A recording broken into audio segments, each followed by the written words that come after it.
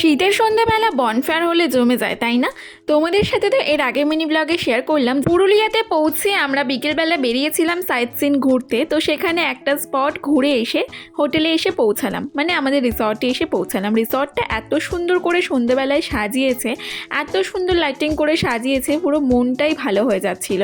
তারপর এখানে দেখো এই লাভ সাইনের মধ্যে ফটো কিন্তু আমরা প্রত্যেকে মিলেই তুললাম।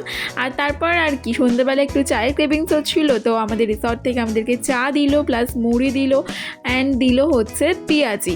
তো এই সমস্ত কিছু দিল। তার সাথে বনফায়ারের অ্যারেঞ্জমেন্টও ওরা করেছিল।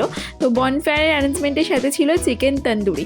তো বেশ ভালো লাগছিল। সামনে ছিল বনফায়ার আর আমরা এখানে বসে বসে চা মুড়ি খাচ্ছিলাম।